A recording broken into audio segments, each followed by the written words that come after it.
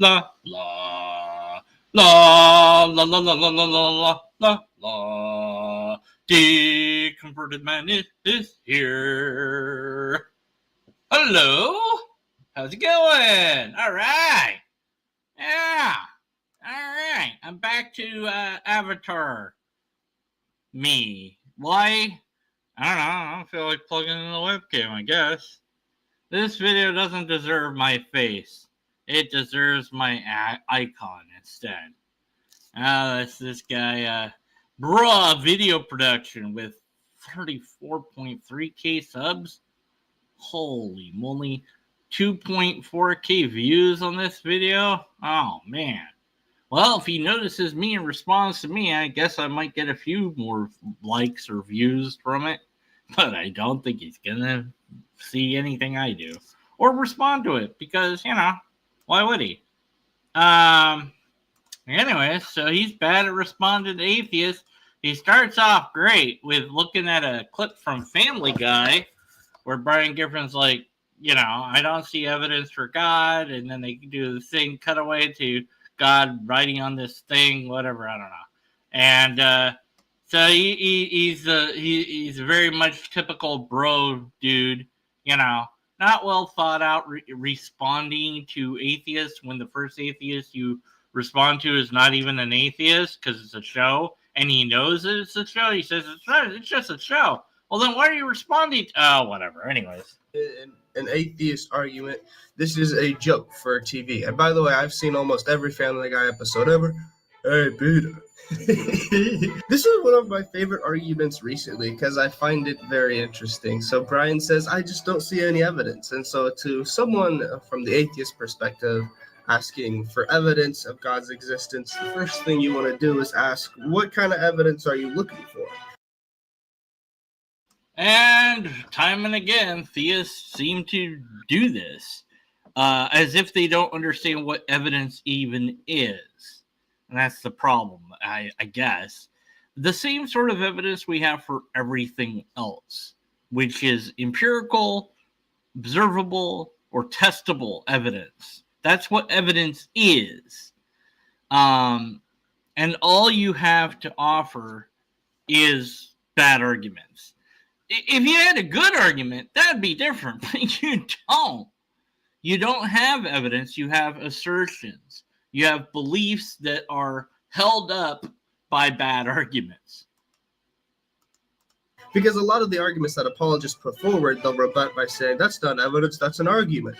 Right. And apologists seem to not understand this. I don't know why. It's just like, an argument is not evidence. Can you go to your bank and give them an argument and get money from the bank?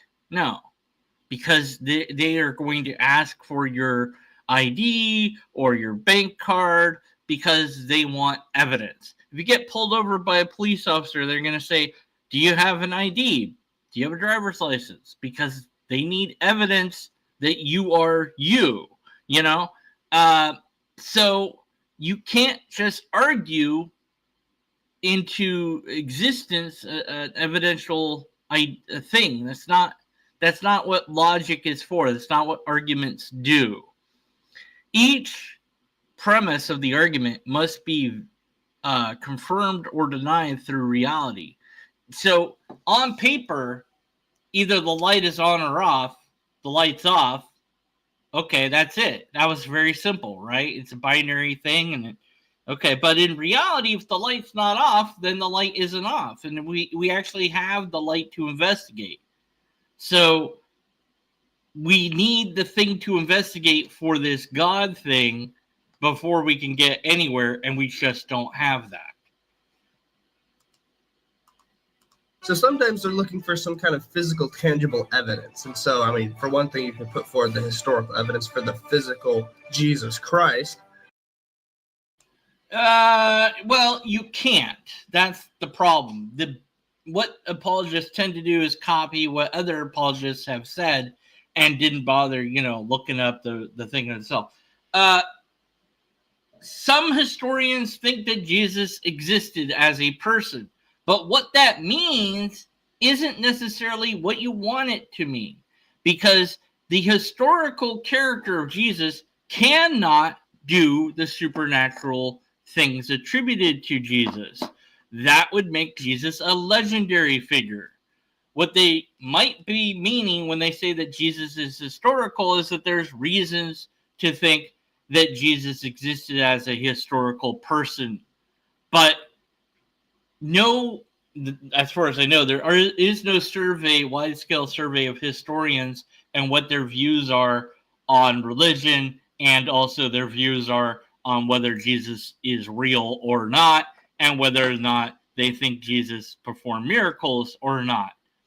I would suspect that only the Catholic Protestant people would think that Jesus did miracles, and I would suspect that the non-Christian, non-Catholic people that are historians would not think that Jesus had done miracles, because there are lots of miracle claims found in antiquity, and you would have to have a method for deciding when a miracle is real and when it's just made up and legendary. And we don't have that method. So we just put everything that has miracle claims into the category of mythology. So there's no list of historians who agree on Jesus's existence, even if you had that list, unless they're, well, okay, are they all going to be Christian and Catholic? Well, then of course they're going to think that. But, who have you got that aren't Christian or Catholic that think Jesus existed? And what matters is not thinking he existed, but thinking that he did miracles. And the one specific miracle of coming back from the dead, which is something you can't show historically. You cannot demonstrate a miracle event to be, no matter how many people say that it happened. So,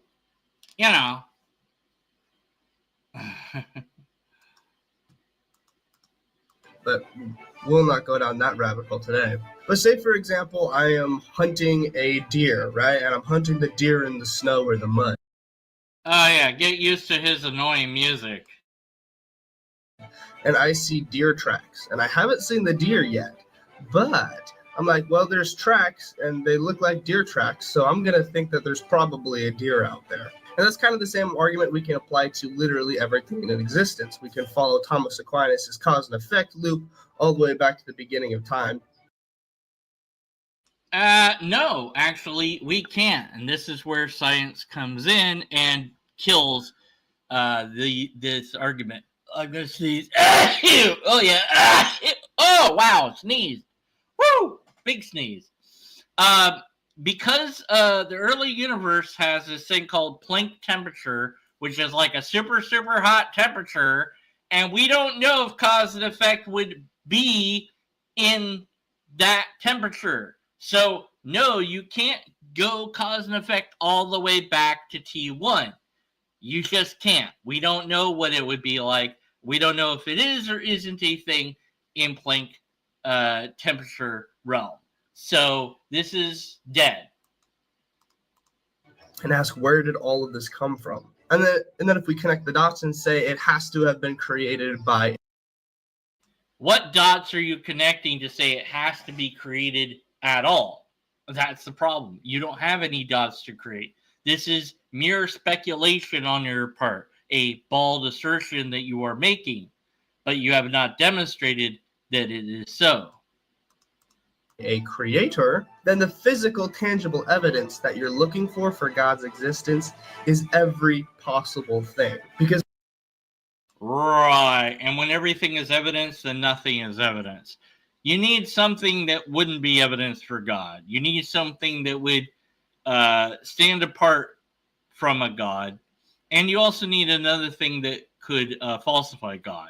But you don't have that because you just assert that everything is evidence for God.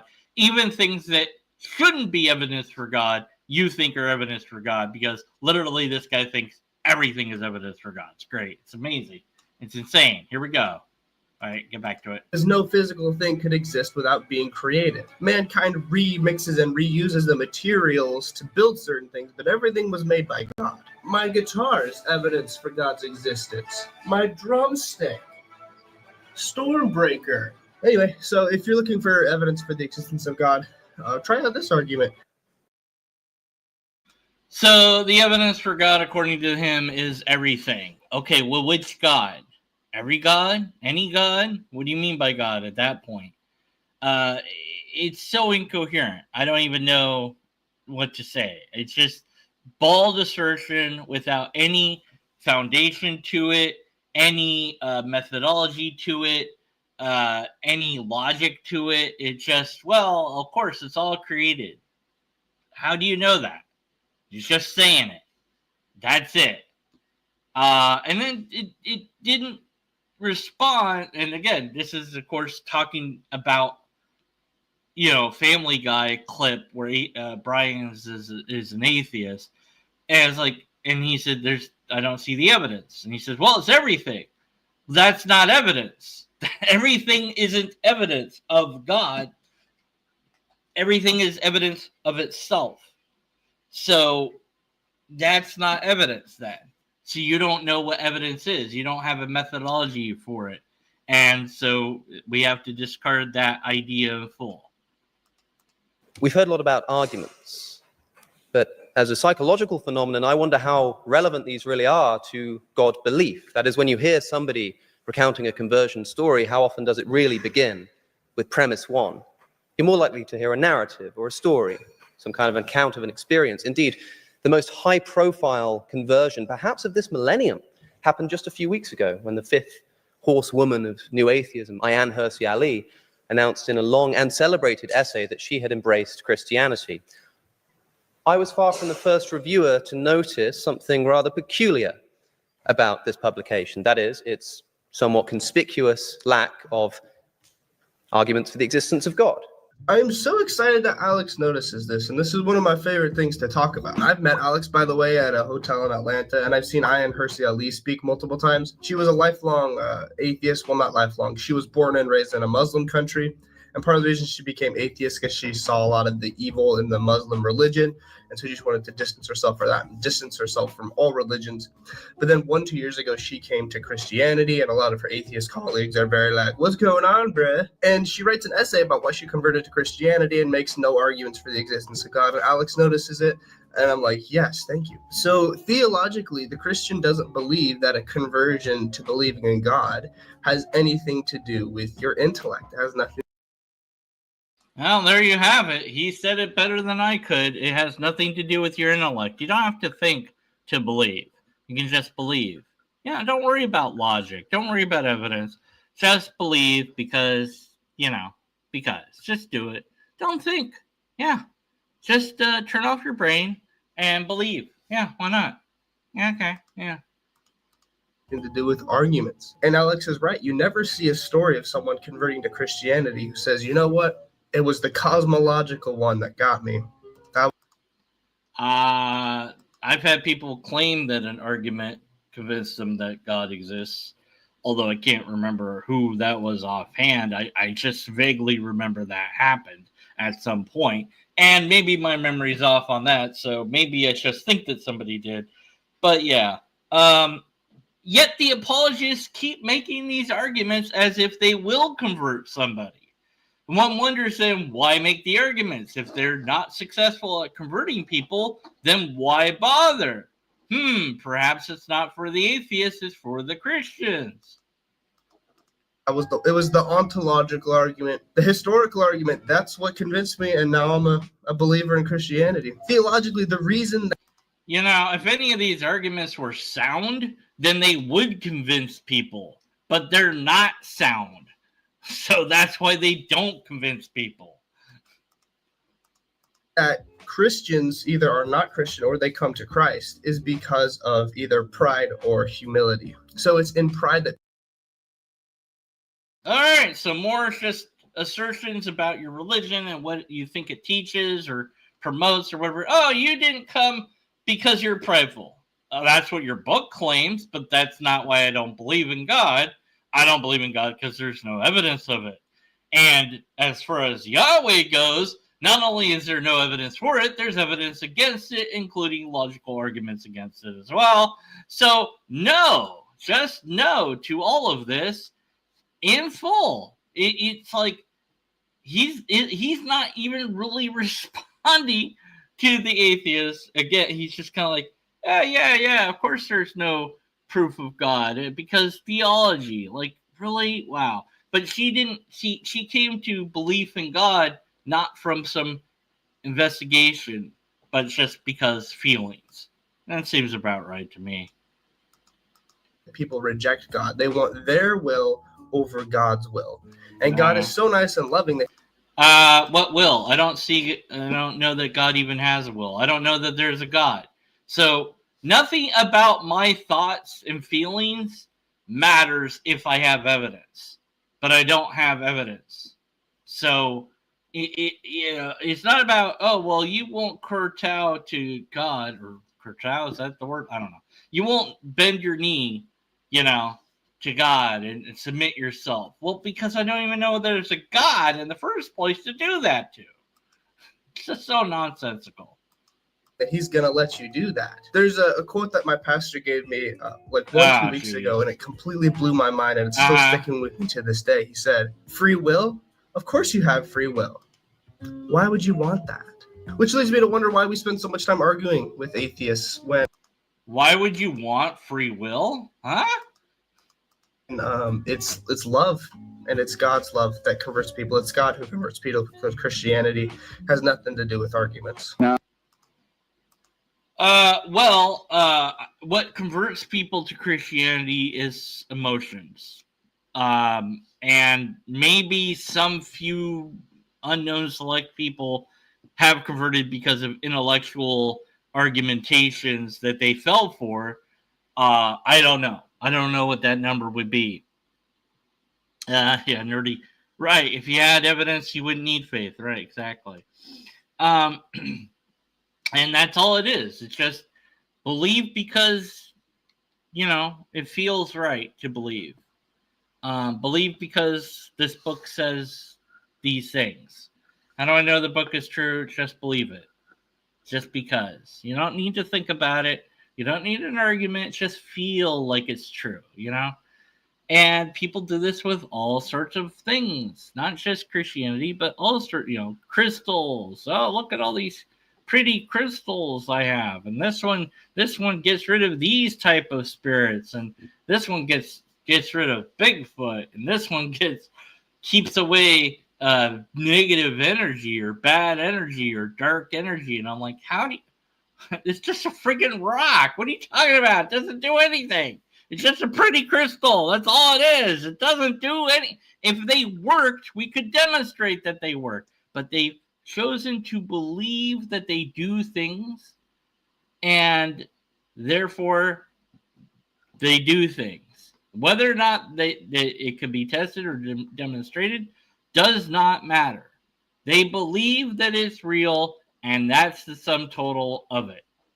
I just believe that it's real, and that's all I need to do. I don't need evidence because I have faith. And it's not God's love that does it. It's the belief that God loves people that leads that person to believe in God. It's an idea that is told by other people to get you to believe. God loves you. Isn't that nice? And God loved you first. Oh, so shouldn't you love God back? It's kind of a guilt trip, Now, I am absolutely convinced that the main source of hatred in the world is religion and organized religion. Absolutely convinced of it. And I think it should be religion treated with ridicule and hatred and contempt. And I claim that right. So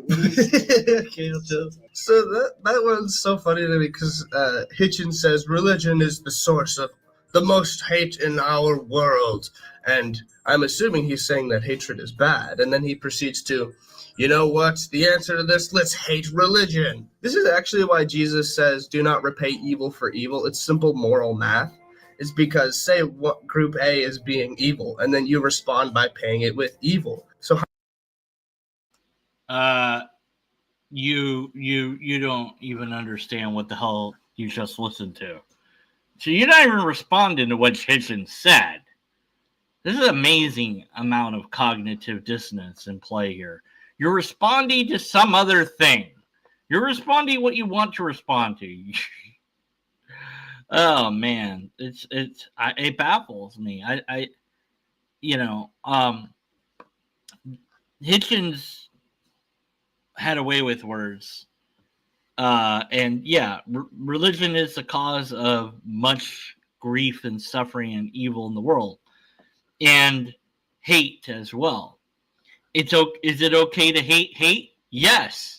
Does that make sense? Whether it makes sense or not, you can do it. And oddly enough, if we could get rid of hate, then we wouldn't have to hate anything, because we couldn't hate anything because we wouldn't have hate. So if religion is indeed the source of all hate, and you hate that, and you somehow got rid of religion, then you wouldn't have anything to hate anymore, would you? Oh, that's what you should have responded to, not whatever the hell you're talking about now. How many evil things exist in the world now? 2. If you repay evil with good, with love, bam, it's like a one-to-one canceling out. So Christopher Hitchens here, he's like, religion is the source of hate in the world. And that may be true of other religions. I'm not as well versed in them as I am in Christianity. Islam. Look at Islam. Yeah, just look at what they've done in the past, what they've done in the present, and what they want to do in the future. I saw UK or whatever, somebody got arrested for burning the Quran because they don't have free speech laws. And these coward leaders really sicken me. And they are cowards. They handle the Muslims with kid gloves. You don't want to offend the Muslims. Oh, no. Goodness gracious. Yeah, fuck the Muslims. Yeah. Oh, there's good Muslims? Oh, yeah, sure there are. I don't care about them. Yeah, they might be nice, but then again, I don't know. I don't know. And I don't trust the religion. It's not the people, it's the religion. The people might behave very nicely if it wasn't for the religion. There was some poll, and I'd have to find it, but that a lot of Muslims wanted Sharia law enforced. So I was like, well, that's pretty scary. It was like a high number at the time. But for whatever reason, like, people get all worried and concerned. Oh, those poor Islam. Oh, we gotta make sure that they're not being abused. Why not? Remember they killed the guy for drawing Muhammad? Was it Charlie Hebdo or something like that? I don't remember now. But that might be a different name. I don't know. Remember 9/11? I don't know. That was Muslims. Just Muslims are bad news for Jews and Christians and atheists and gay people. And, they're just intolerant. And so, yeah, there's plenty of hate there. And, their claim is the world will be at peace as soon as everybody is Muslim and everyone else is dead. Yeah, well, okay, And Christianity being bad? Absolutely. Christians have done bad in the past in the name of God, i.e. Mexico, taken over, wiped out their religions with God, with Catholicism, Catholic ideas, and, the Christian Crusades of all these things that, and then you go, well, what about today? Well, today you have people that are Christians being bigots against homosexuality, but not against adultery, which is funny, but homosexuality. Oh, we gotta do something about that. Panic, they can be very bigoted, and they justify their bigotry with the Bible. So yeah, religion is a tool that people use to allow themselves to have ideas that they wouldn't otherwise hold. If it said homosexuality is A-okay with Jesus in the Bible, then that would be great, wouldn't it? That would be useful and helpful, to some degree. But that's not what it says, you know? So people judge others, even though it says not to judge others in the Bible. It says, if you judge, you will be judged in the same way. Or, well, judge not lest ye be judged. The idea is supposed to be that you'll be judged in the same way that you judge others. Although that's not always true, but it's a good thing to kind of try to live your life by. Is like, if I judge you, I should only do so if I am willing to be judged in the same way. Like maybe I've, look at the log in your eye. You've got this big giant problem and you're pointing out little small problems in other people. Focus on yourself and your relationship with your creator. Fine, and shut up about what people are doing sin wise, because they're not in your religion. And if they are in your religion, fine, then you can tell them, they already know what sin is because they read the book, right? And you can correct them there. And if they don't, and then all these new churches popping up, those like in San Francisco, there's some lesbian run church or whatever. It's like, and they welcome gays. And it's like, oh, that's cool, and it's not biblical, but cool, all right, well, they kind of bend the scriptures to, well, they actually might even be reading the scriptures correctly because it's not really against homosexuality, but well, it doesn't,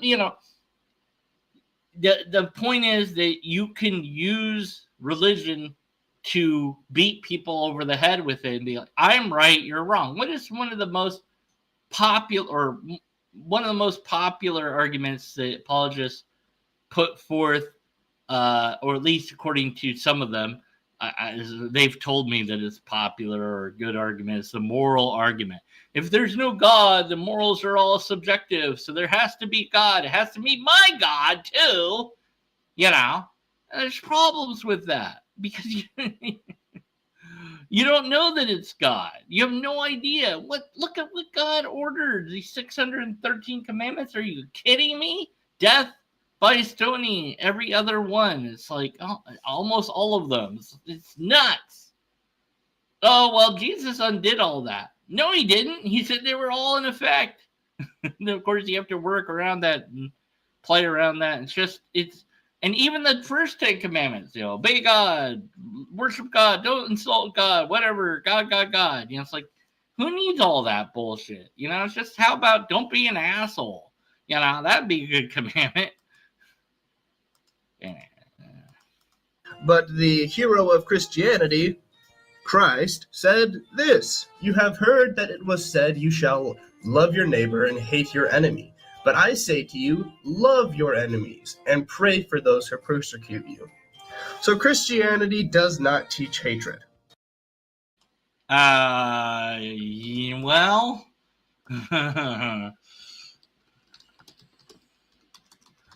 he calls. Let's see. Hold on. All right. All right. Hold on. It's coming. It will be worth it. Romans 12:20. If your enemy is hungry, feed him. If he thirsts, give him to drink. For in so doing, thou shalt heap coals of fire upon his head. That sounds like hatred to me. I don't know. I'm helping you out. The more I help you out, the more coals I've heaped on your head, metaphorically speaking. So you're doing it out of spite. Like oh, I hate that you're feeding me. Oh, and it's like, but nobody really does this, do they? I mean, like, there's always a line, it's like, well, yes, it says turn the other cheek, but it doesn't say be a doormat.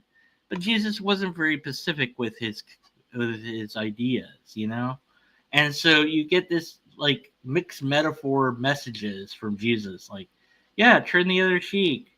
Okay, how often? Well, forgive them, love them. Okay, so can you defend yourself and your loved ones or not? Jesus doesn't say, So I think that there's certain parts of Christianity that certainly help hatred, if not outright teach hatred. All right. Anyways, where were you? But again, who cares? It's just there. Anyway, that's At all. So Christopher Hitchens' argument may be true of other religions, but it's just not true of Christianity, and but it is. he should know that. Probably how he would respond to that if he were still around is he would say, well, Christians still do hateful things. Look at the Crusades. And again, I don't know enough about the Crusades, but I know enough about human nature to know that people... You don't know enough about the Crusades? Oh my God. Get educated then. My word, you know? will still do hateful things despite Jesus telling them not to do them. But that's like a category area. I don't remember the fallacy that this is called, but it's like, for example, if I found a person who was a Democrat and this Democrat murdered his wife, and then I said, all Democrats, their whole position is evil. That would be a hasty generalization.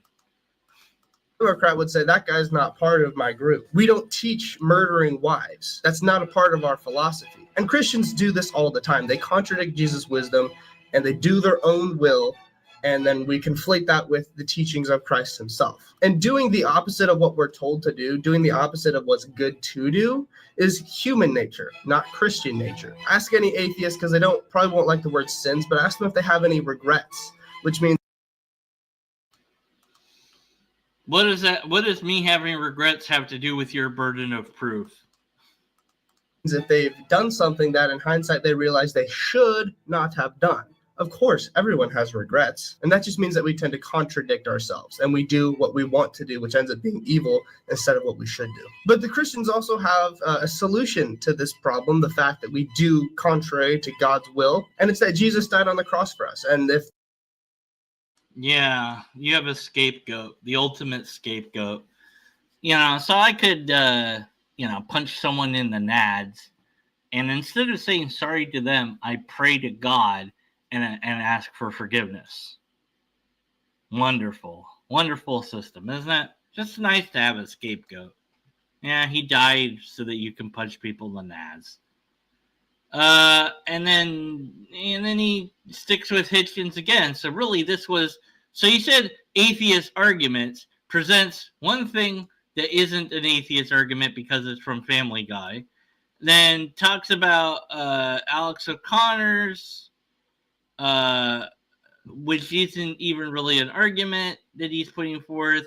Then he's on to Hitchens twice. So that atheist? I mean, like two atheists-ish?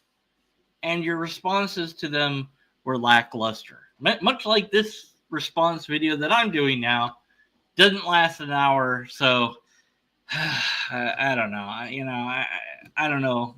Maybe it's just not worth doing an hour of content on you. This guy doesn't seem to be responding to the atheists in any coherent manner that I can tell. And he's got a lot of people watching him, just lapping it up. God bless, oh, God, Jesus, oh, yeah, atheist, blah, blah. What are you so afraid of atheists for, anyways?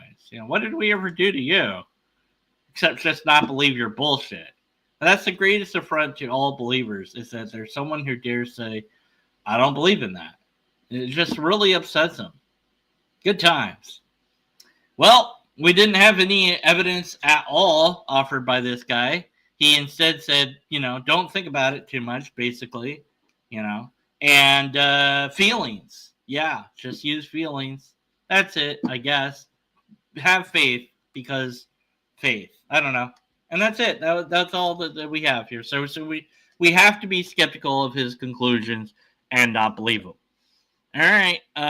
Thanks for listening. And next time I'll do part 2 of that thing I was reading, I guess, and yell at that. And I don't know. We'll see if I can find a better video to complain at. I couldn't even get angry at this one. It was just so lackluster. It's just like, Plus I'm tired, so that's the thing. All right. Good night. Good day. And until next time, be skeptical. And after next time, well, stay skeptical. Meow, meow, meow, meow. This is the end of the show. You can click off now. Don't forget to comment and rate my thing. Put Put a thumbnail, thumb up on my video and comment, or the lobsters will eat you. Ba ba da ba ba da ba. Woohoo! Bye.